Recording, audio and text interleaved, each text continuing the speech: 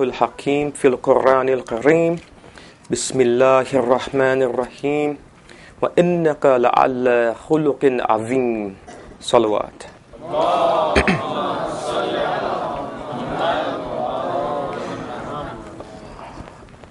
Inshallah, before I proceed to what I intended on speaking about tonight, I have to revisit the topic of last night, Ithar.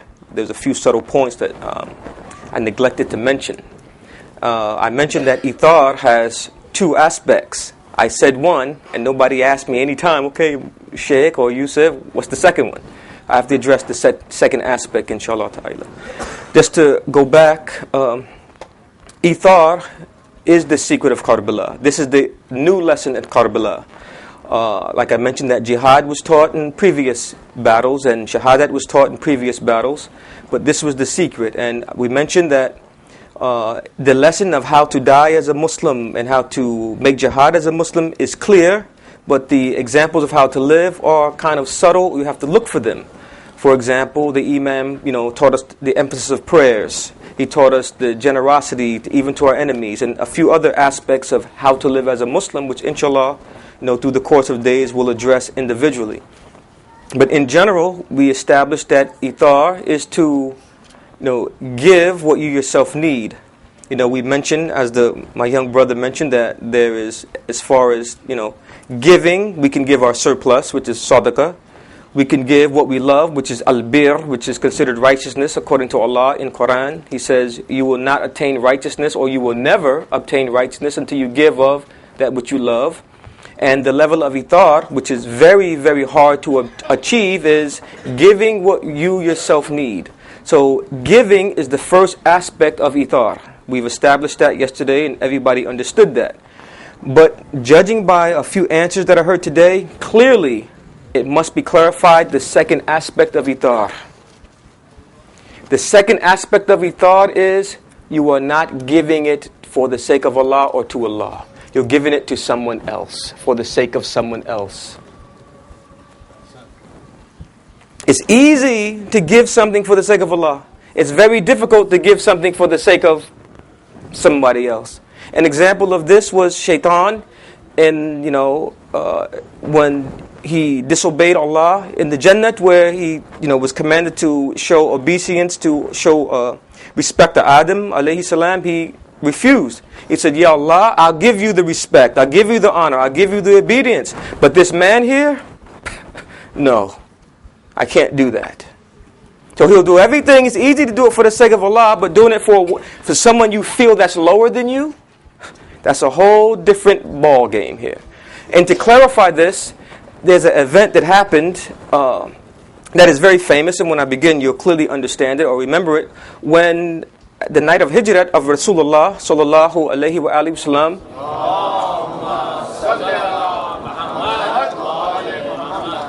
what did he need? He needed someone to do what? To sleep in his bed. But here's the thing, the subtle point that many have missed. When he asked Imam Ali alayhi salatu wasalam, will you sleep in my bed? He said, Ya Rasulullah, will it save your life? He did not say, will it please Allah? He said, will it save your life? He said, yes, it will. Then he made prostration of thankfulness and he laid in the bed. Now understand this to emphasize the concept. As far as jihad is concerned, Rasulullah gave many a chance for jihad. He would send this guy to battle, be defeated, okay, come back. Send this next guy to battle, be defeated, okay, come back. And obviously, when it's all said and done, he'll send the champion of Islam, Ali ibn Abi Talib, alayhi salatu wasalam, to go and,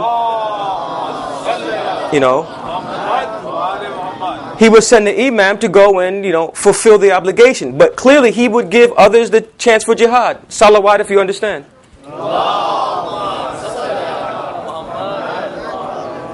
The level of Ithar is so high and so difficult to obtain. On the night of Hijrat, Rasulullah did not even ask anyone else. He did not even ask anyone else to stay in his bed. Why?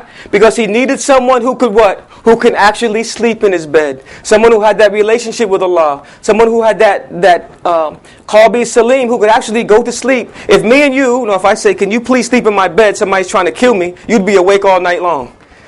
You be on pins and needles. Whoever had to stay in that bed had to be able to be asleep, had to have that iman to be able to sleep. So understand that Imam Ali, understand. Is it pleasing to Allah? Of course.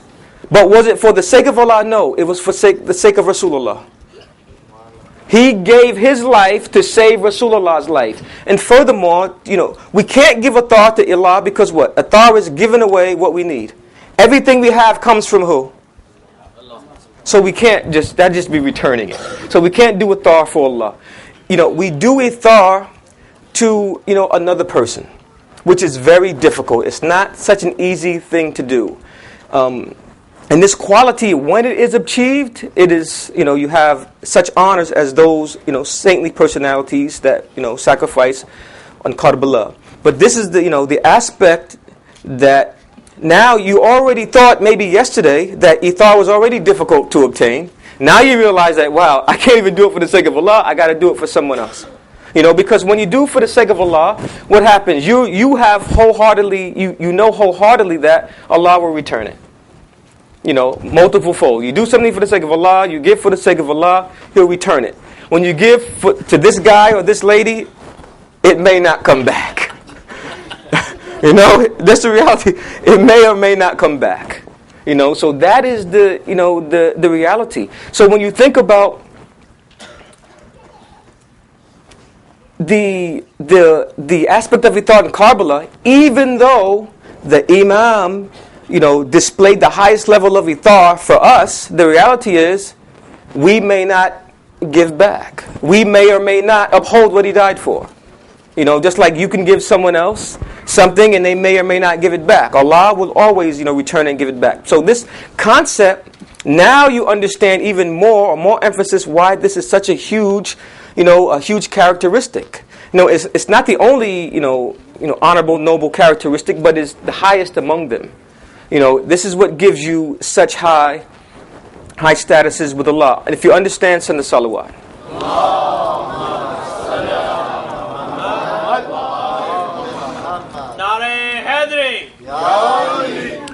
Rasulullah sallallahu alayhi wa sallam said, "Innama bu'ithtu la utammima makarim al-akhlaq." Verily, I have been sent to perfect the morals. And, inshallah, we'll just mention the main morals and manners that Rasulullah was mentioning. Understand this, my friends and brothers and sisters.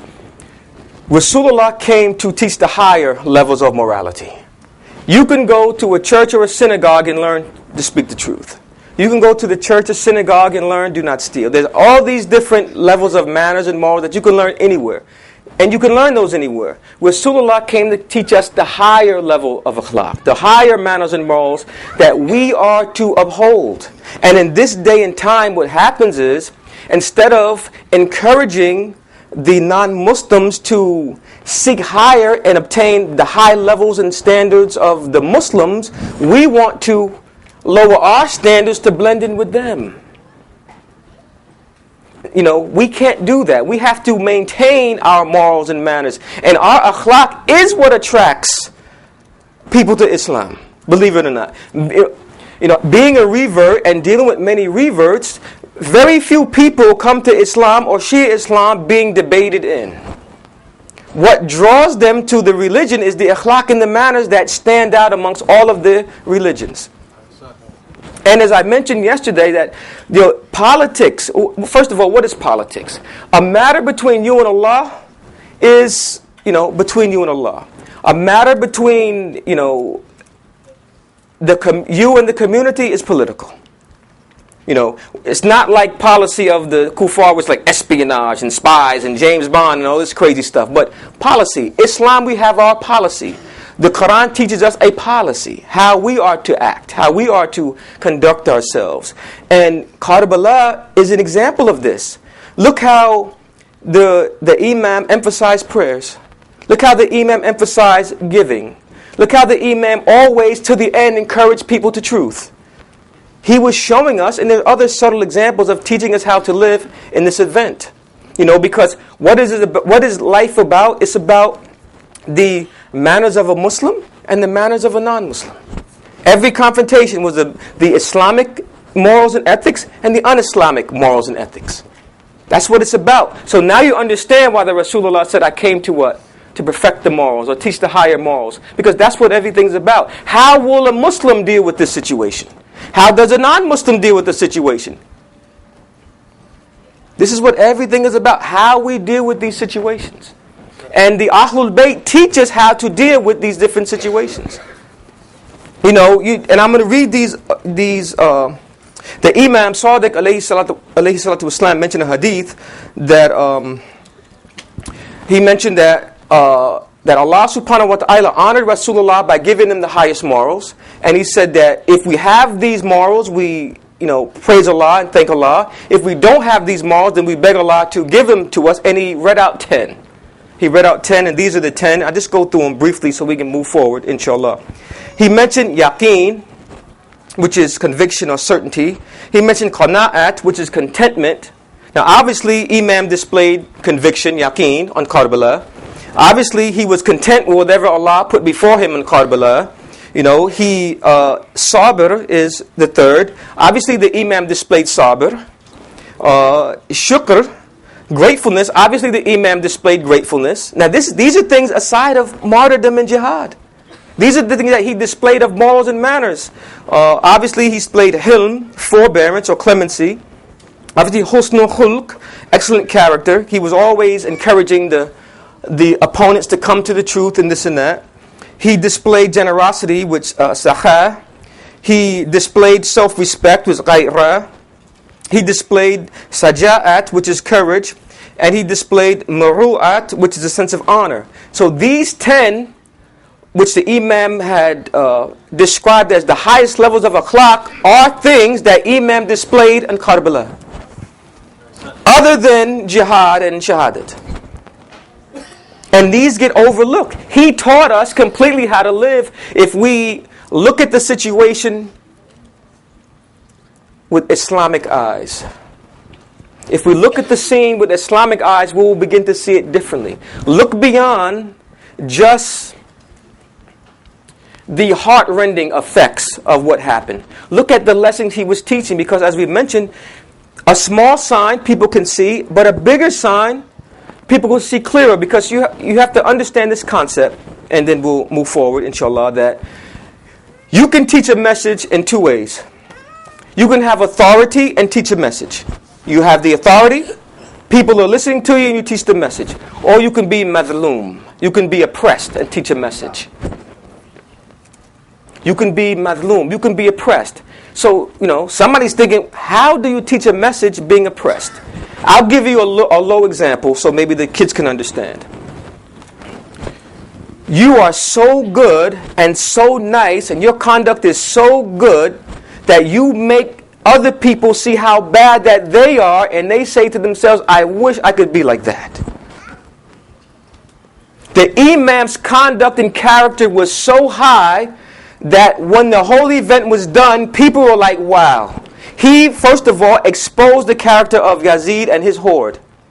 But he made people think like, wow. Through all of this, look at his conduct and character and his morals and manners, which was so pure, which obviously is clearly, what the Ahlul Bayt represent. But that made everyone else see like, wow. I wish I could be like Imam Husayn. This is the attraction where you see when even non-Muslims hear about Karbala, they're like, wow, I wish I could be like this guy. This guy that you mentioned, I forget his name, but that guy, I wish I could be like him. Because he shows us what a Muslim is and what a Muslim isn't. He shows us what a mu'min is and what a mu'min isn't. What a believer isn't. A believer isn't, covetous of dunya, kill a believing soul, and all these horrible traits that obviously Yazid put forth. So it's important that we understand this concept, that not just giving what you yourself need, but giving it to other than Allah, which is taking it to the next level. It's very, very hard to give to other than Allah. Salawat ala Muhammad wa ali Muhammad.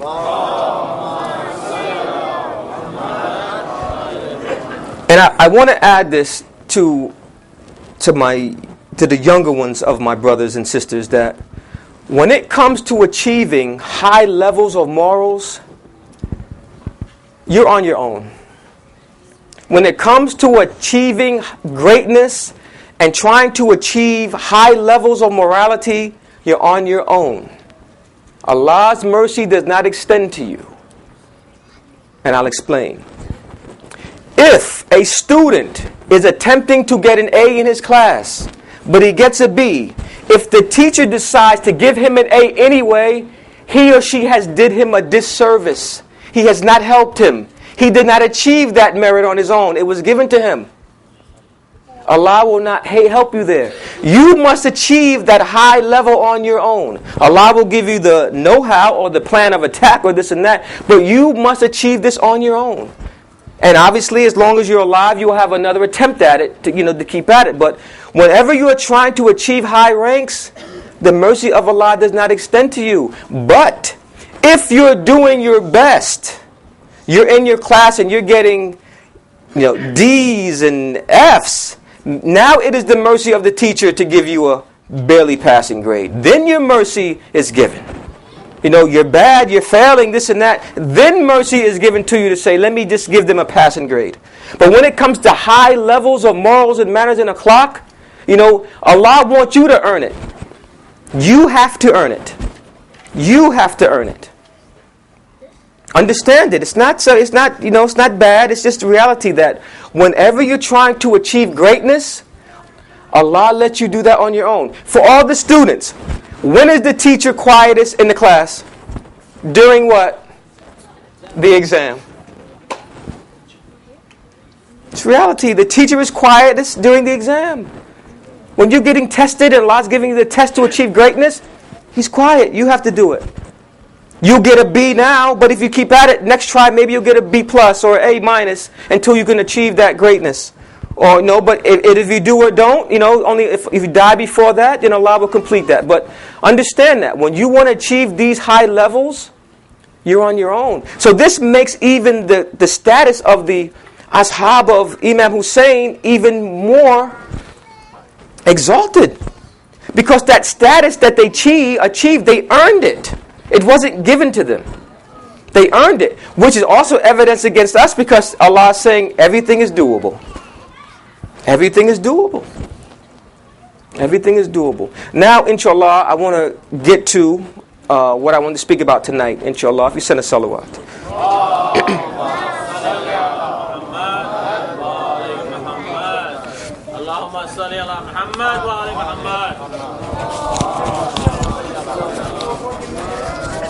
Allah subhanahu wa ta'ala says in Quran, Inna salata tanha anil fahshahi wal munkar. Brothers and sisters, every country has a national anthem. And what is this anthem? This anthem is a short song, a group of words that kind of give you in a short, concise way the views or the views that they put forth of what they represent. America has the old Star-Spangled Banner and all that other stuff that they say, and the whole land of the free and all this other stuff. That's their national anthem. And most countries will have this national anthem. The anthem is like the face of their country. This is the short, what they represent or claim to represent. For Islam, the anthem for us, so to speak, what shows what we represent or what we stand for is salat. Rasulullah sallallahu alayhi wa alihi wasallam had said,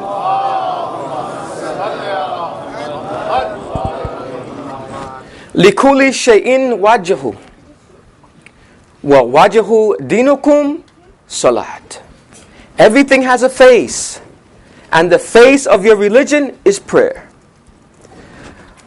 Prayer is the foundation of Islam, and prayer is so important. This pillar is so important that the Imams have likened it to the main pillar of a circus tent. If anyone's ever seen a circus tent, or even there are a lot of tents, but there'll be, one big post in the middle. That if that thing is firm and upright, then the lines attached to it and the pegs that are attached to it will be firm and tight as well.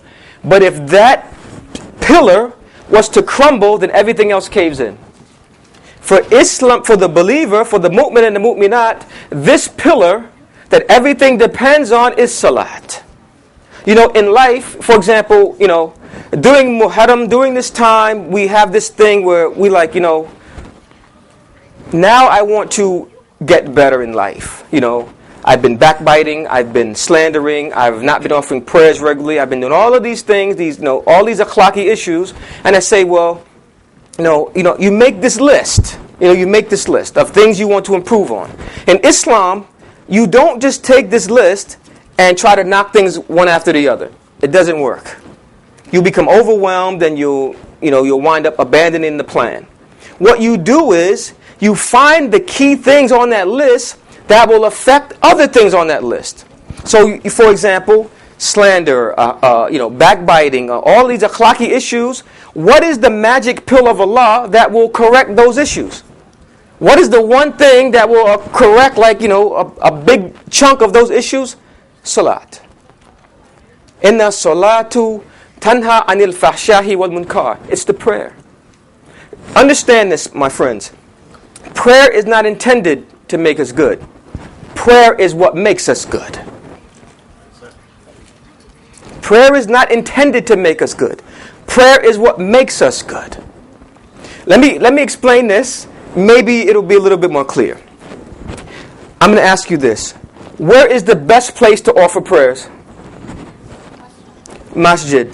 Where is the best place in the masjid to offer prayers? Near what? Near the what? Near the mihrab. Okay. Mihrab is what? Place of prayer. Place of prayer, the mihrab, the prayer mihrab. For all the Arabic speakers that know, like I said, my Arabic is horrible. Mihrab, the root words is what? Ha, ra, and ba. Ha, ra, and ba is what? Harb, war. War. The place of battle, the place for Jihad al-Akbar. What is Jihad al-Akbar? Jihad al-Nafs. So the place of battle, the theater of battle, the war front for one who is fighting against himself is where? The mihrab. Think about it. The masala is the place of what? Prayer. Masjid is the place of prostration. The place of waging war against yourself is what? The mihrab. So no matter what your plan is, because everybody understand it, we want to get better, we want to do better. There is no other place to battle yourself except on the masala. There is no other place. And let me tell you a story so we can, kind of understand the importance of salat.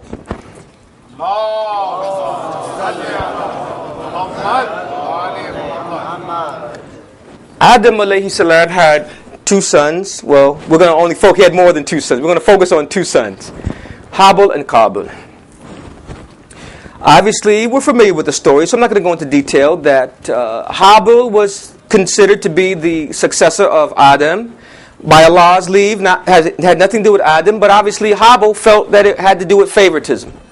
So, to make a long story short, Adam said, "Listen, to prove that I don't have nothing to do with this choice, that Allah has only to do with it, you both give sacrifice to Allah."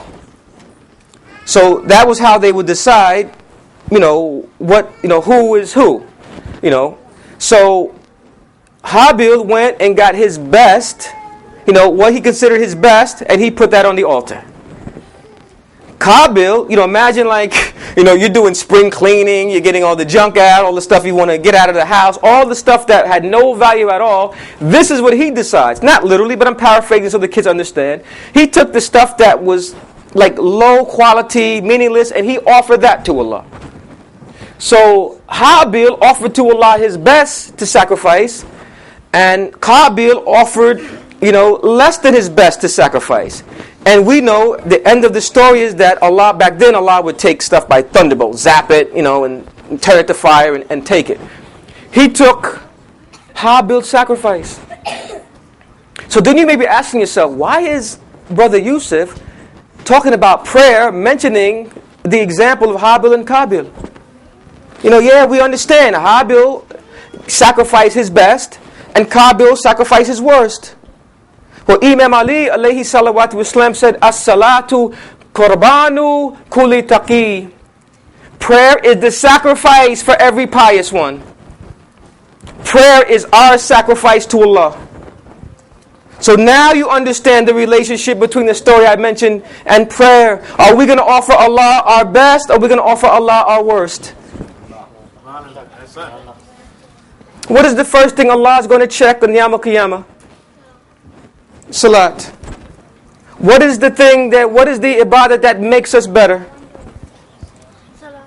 What did Imam Sadiq alayhi salatu wasalam on his deathbed encourage his family not to take lightly? He said, if you take prayer lightly, what doesn't benefit you? Right, so prayer is important. Not only that, prayer is the face of Islam. Non-Muslims, I don't know if you've ever noticed, even non-Muslims, when a Muslim is offering prayer, many of them will stop and look. Look at this. This is beautiful. And then let alone if they find out what the words mean in the prayers. Think about it. This is prayer. This is our sacrifice to Allah. Salawat ala Muhammad wa ali Muhammad, if you understand.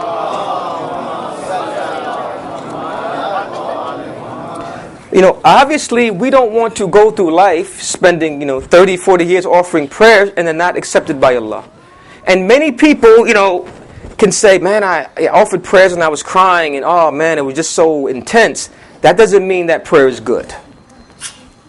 Oh man, it was, I offered prayer and, and it just felt so good. That doesn't mean prayer is good. When do you know Allah will accept your prayer? Obviously you want to get more of it accepted than less of it, because depending on the quality of it is how much Allah will accept of it. But to have it accepted, what is the criteria for having it accepted? Knowing and understanding who you are praying to. Knowing and understanding who you are praying to. Offering the prayer, faith is determined how you view the prayers, how you protect the prayers, how you guard the prayers. This is what the prayers are sent for. And have you ever listened? Why did Allah subhanahu wa ta'ala make it so monotonous that we offer 5 daily prayers every day over and over and over? Just monotonous. Think about it. Day in and day out, same routine, 5 daily prayers. Why is it that out of all the jurisprudence, prayer has the most rulings concerning it? Think about it. Day in and day out, 5 daily prayers.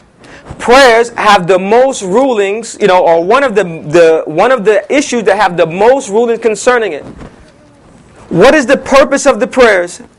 Forget the high levels. For me and you, what is the purpose of the prayers? Discipline. Discipline. Right now, we're not supposed to like prayers. We're not supposed to enjoy prayers. Allah is supposed to enjoy our prayers. We're not supposed to enjoy prayers. Prayer is meant to discipline us. Just think, in the military, they spend quite a bit of time on what? Discipline. Basic training, discipline. Why? Because they want the soldier to be obedient, totally obedient to who? To the commanding officer. Because there may come a time where that soldier's in a position where his mind may say, wait a minute, this might not be the right thing to do. But what overrides that? The orders of the general. A soldier can say, listen, no, it's not the right thing to do. No, but my general said do it, I'm carrying it out. Discipline. That discipline is to override any emotions or any intellect. Strictly discipline. This concept, if applied properly, is the purpose of salat or namaz. Allah wants us so disciplined in prayer, so disciplined in prayer, so obedient to our commanding officers, and we know who they are, that when shaitan entices us to this or that, we stand firm and say, no, we are obeying our commanding officers. Ahlul Bayt.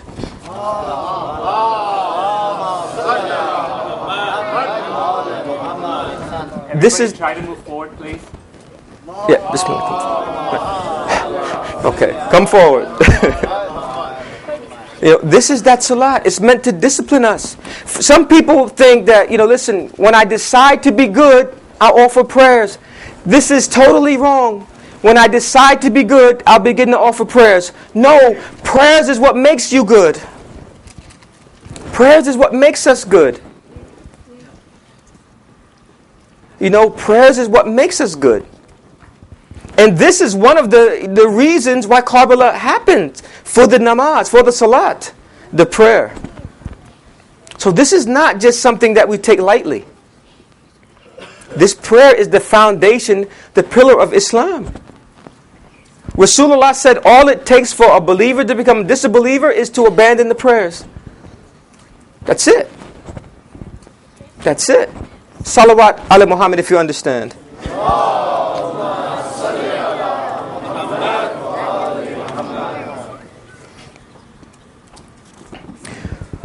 Rasulullah sallallahu alayhi wa alihi wasallam said, "Man lam tanhahu salatuhu anil fahshahi wal munkar lam yazdad min Allahi illa bu'idda." He said, whoever his prayer does not prevent him from wickedness and evil, it only increases him in distance from Allah. Understand this. A person was asked, I was there, Maulana was asked, he says, "Maulana, you gave a lecture on salat, but I offer prayers a lot, and there are certain things I haven't improved on." And he said, either Allah is a liar, or what you are performing or offering is not prayer. Because Allah says that when you offer prayer, it will prevent you from lewdness and evil. So we must understand that we cannot take this prayer lightly. We can't take it as something that now we've been doing it for so long it's a habit. Or now it's just, we can do it almost effortlessly without any thought. Let me, inshallah, I don't know how much time I got, but I'm going to take a step back and explain a philosophy, inshallah, if you send a salawat.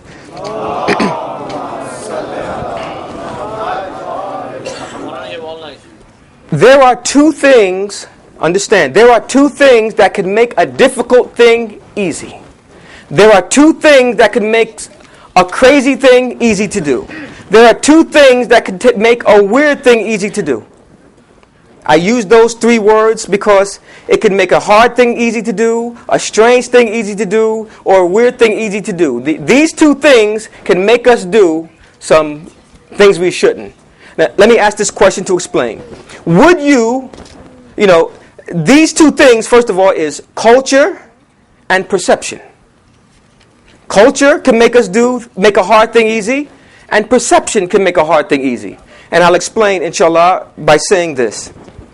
Would you send your child to a stranger's house to ask them for something you need? Would you send your beloved child to a stranger's house to ask them for something you need? No. In some cultures, on a certain night that just passed, all the people send their kids to strangers' house for candy. Because the culture made a weird thing easy to do. Culture. Would you buy something that costs $1,000, $5,000, $10,000, $1 million to use only one time? Would you do that? In some cultures, on your wedding night, they will pay X amount of big money to buy a wedding dress that is worn one time and then put in the closet. Culture. Things that we look at and be like, I would never do that. But you see it's done so easily because of the culture. How it's viewed. If you understand what I'm trying to establish, salawat.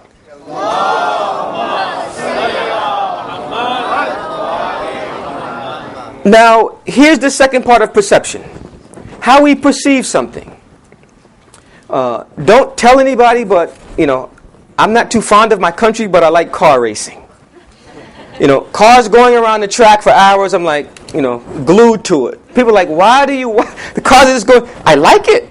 I understand it, But my wife, I can say, listen, I got tickets, you can come with me. She does not like it, and she doesn't care. She's not watching it. She's not going to the races. She does not like it, So you figure, there's a race nearby. The tickets are $200. Okay, I need to get a ticket to see it. The travel, I got to find some people to go with me. You know, I haven't done this, but I'm just saying, because I like it. I'm giving an analogy. You know, I'll go, you know, put myself through hardships to be able to go see this race. You know, because I like it.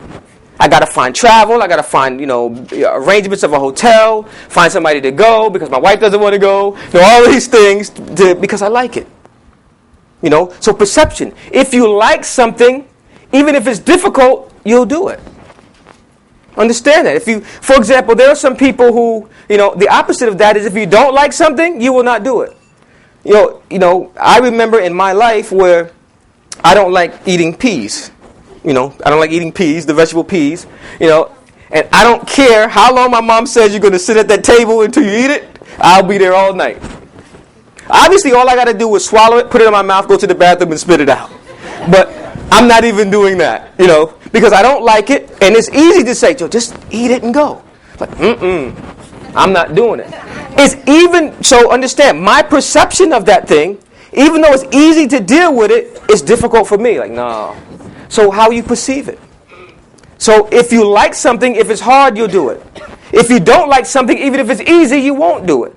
So now, if you understand the two concepts I established, send salawat.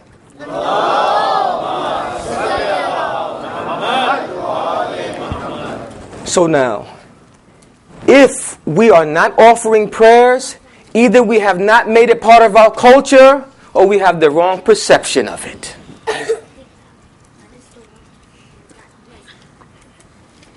We have to make Islam our culture. And obviously, for a non-Muslim or a revert, we have to make Islam our culture. To make it more applicable, in our time now, many Muslims are trying to maintain their Islamic culture. Because there's another culture trying to creep in. There is another culture trying to creep in. And easy and difficult things in Islamic countries are becoming easy in this country because of how it's viewed. The culture. So in short, what we have to do, and I'm focusing on the prayer because it's the foundation of our religion, we have to make not only the prayer part of our culture, but every aspect of our religion. We're in a tug of war, especially with our youth. You know, if we came from Iran, you know, first generation from Iran, first generation from Pakistan, first generation from India, you know, you're maintaining a larger percentage of your culture. Your children are Americans. They're in a tug of war. The culture that you have in the house and the culture they have when they leave the house.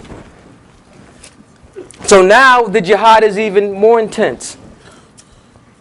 You know, here it is in the house, prayer is emphasized. Out and about, obviously, if you don't see anybody else praying, you may not think about the prayers. You know, in the house, hijab is worn. You know, out and about, if you're in a predominantly non-Muslim school, you know, if you know one Muslima in a school with a bunch of non-Muslim women, you know, if she's strong, she'll maintain. But many times, they're overwhelmed by the culture of the non-believers around them. You're just too pretty for that. Just take it off like us. So that culture thing is very important. Culture can make a difficult or weird thing easy to do. You know, so what we have to do, you know, is realize that Imam Husayn died for the culture that we are supposed to adopt.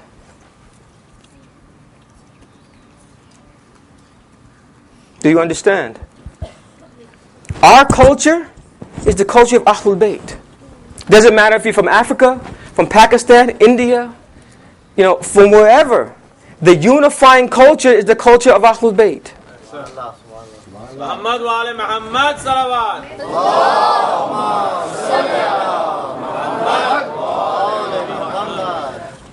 So before we, you know, I end this talk, if you want to know, you know, the Imam was asked, if you want to know if your prayers are being accepted or not, he said to see if they are refraining you or hindering you from sins.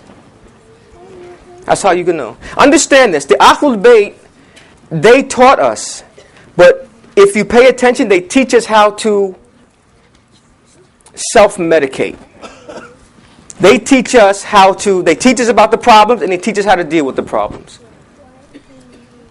They teach us the problems and they teach us how to deal with these problems. And when we think about,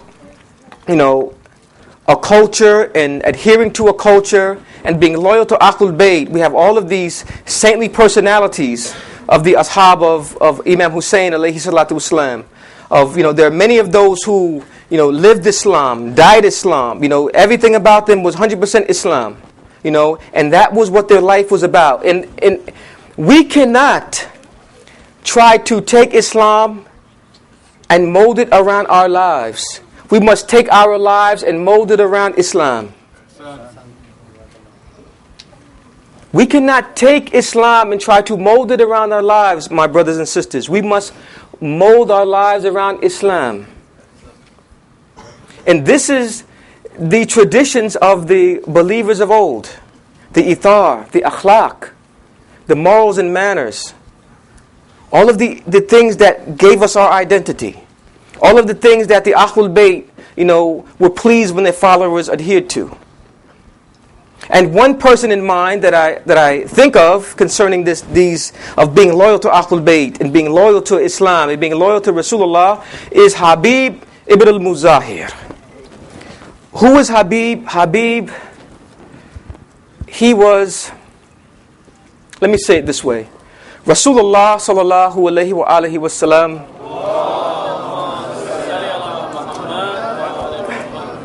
he was with his companions and he saw a group of kids playing. And he picked up Habib. He picked him up, he kissed him and held him and fondled him. He showed him affection to such an extent that the other Sahaba had to ask him about it. Ya Rasulullah, we know you love the kids and we understand that. But this gentleman, this child, you showed him extra affection. You clearly made it seem like he was special. And obviously he's not Ahlul Bayt, he's not Imam Husayn or Imam Hassan. This is a you and I type of individual, someone who's, not Masoom. And he showed him this affection and kindness. So he said, Rasulullah, explain this. And Rasulullah became teary-eyed because he said, this child I have seen that he follows Husayn. This child's only 8 years old, he follows Husayn everywhere he goes. He even kisses the ground that Husayn walks on literally. This child Habib. And it must be that Imam Husayn was aware of the tradition, because when Imam Husayn arrived in Karbala, the first thing he did was write a letter to Habib. Habib lived in Kufa, and he was one that, Habib and Muslim ibn al-Sawjah, they were calling people to the bay'at of Muslim ibn Aqil. But the people obviously abandoned him, and, their tribes hid them for safety. But when he got the letter, he was overwhelmed, because it proved the childhood companionship between him and Imam Husayn. And he got the letter and he went home and he was crying and teary-eyed, and his wife was asking him, Habib, what is the problem? He said, I received the letter from, my Imam, that he's in Kufa and I must go to him. And he said, when I was in the market, I got the news that Ibn Ziyad had his horde stop the Imam and his caravan in Karbala. So he said, I intended to get some henna to dye my beard, but when I heard the news, I didn't need to dye my beard anymore because my blood was going to dye the beard red when I go and defend my Imam. So he went home and he had his slave, hide his horse, take his horse outside Kufa because it's very difficult to get out of there. So they had to make jihad just to make it out of Kufa. And, when he got there, his slave was waiting for him, and his slave told him, he said, I didn't know what happened. I didn't know if you were arrested, but if you didn't come sooner, I was going to ride to the Imam and tell him that you had fulfilled your childhood oath and you were always obedient to him, but you couldn't make it. But he said, now that you're here, that we can go. And he met the Imam, and the Imam was handing out weapons to his companions because Habib arrived on the 9th of Muharram. He arrived the night before Ashura. And the Imam was handing out the weapons. And the Imam had one set of weapons left. And they said, yeah, Imam, why did you leave this one set of weapons? And he said, because my childhood friend Habib is coming to me. this companion who upheld the Ahlul Bayt's teachings. He fought with Imam Ali in all of his battles. He was loyal to his covenant to the Ahlul Bayt. I wish we could be loyal to our covenant to the Ahlul Bayt like Habib. Anyway, Habib arrived there, and the next day was Ashura. And the distinction of Habib is such, I won't even say it yet. I'll leave it till later. Habib is like me and you. He is a normal human being, but he put in effort to manifest his love for Ahlul Bayt. The next day, throughout the fighting, Imam Husayn requested the Kufan army to offer prayers. And Husayn ibn Tamim said, prayers are not acceptable for you. Prayers are not even valid for you. So it was Habib who said, how can you say that prayers are not acceptable for the Ahlul Bayt and prayers are going to be acceptable for you, you wine drinking, illegitimate man. So anyway, Husayn ibn Tamim, attacked him, and he attacked him back, and he, hit him with a blow and knocked him off his horse. And then, obviously, Husayn ibn Tamim was a coward, and his compadres came and rescued him. Anyway, just make a long story short, Habib fought valiantly. He slayed a numerous amount, along with his companions, a numerous amount of the enemy. And he would mention in his poetry that I am Habib, the son of Muzahir, and he fought valiantly. He said, we are steadfast, and we are more steadfast than you. We are more obedient to you. We are more, repentant than you. He mentioned all the qualities that we should be having towards the Ahlul Bayt. So he was fighting bravely until he got struck a blow and fell off his horse. And when he fell off his horse, a man from Banu Tamim struck him another blow on his head. And when he fell down, that is when they severed his head. They severed his head from his body. They severed his head from his body. This man who was the childhood companion of Imam Husayn. This man who the Rasulullah picked up and held him close and said, this child at 8 years old will be such a friend to Imam Husayn that he will manifest that friendship in such a way that his name will be immortal. So what did they do to Habib? Husayn ibn Tamim, la'anatullahi alayhi, asked the man from Banu Tamim, he said, listen, I am your partner in killing Habib. Let me take his head. And the man said no, because he wanted to take the reward from Ibn Ziyad. So he said no. He said no. But anyway, some of the tribe said, let him do it. So what did they do to this honorable saint, this honorable man, this great companion of Imam? He put his head on his horse and paraded it through the army ranks. They paraded his head through the ranks of the army. And what did Imam say? He said, oh Habib, Allah has given you such a distinction that you are the one that He has allowed, that every night He allowed you to complete the reading of the Quran. This death of Habib just tore apart the heart of the Imam. He was his childhood friend. What is the point of this? What is the moral of this? The example of Habib is the example that we should be adhering to. He was faithful to his covenant to the very end. To the very end.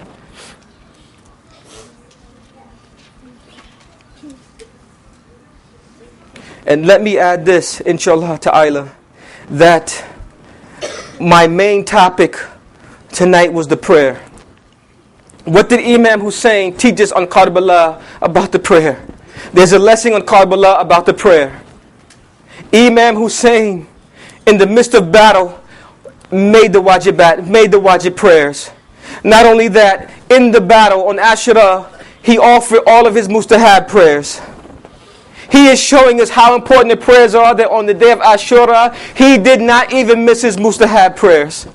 So you tell me how he taught us about the prayers, that on the day of Ashura, he did not even miss his prayers. We have a headache, we get we hurt our finger, we make any excuse not to offer prayers. He has this horrible event and he does not even miss mustahab prayers.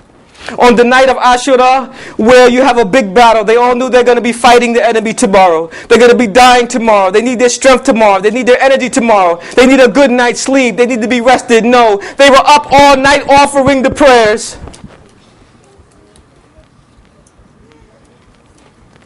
These are the lessons of Karbala.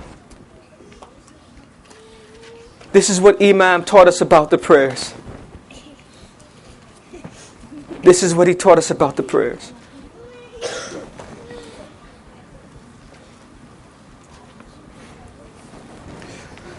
We ask Allah subhanahu wa ta'ala to give us the blessings and wisdom to be on the right path. We ask Him for the wisdom to understand His guidance. We ask Him to hasten the reappearance of our Imam. We ask Him to make us His helper when He comes. Allahumma salli ala Muhammadin wa ali Muhammad.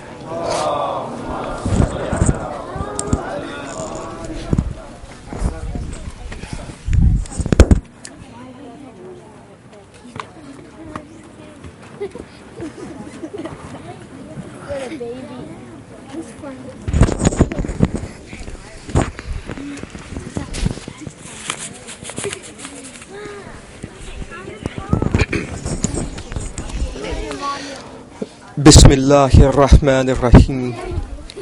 Assalamu alayka ayyuhan nabiyyu wa rahmatullahi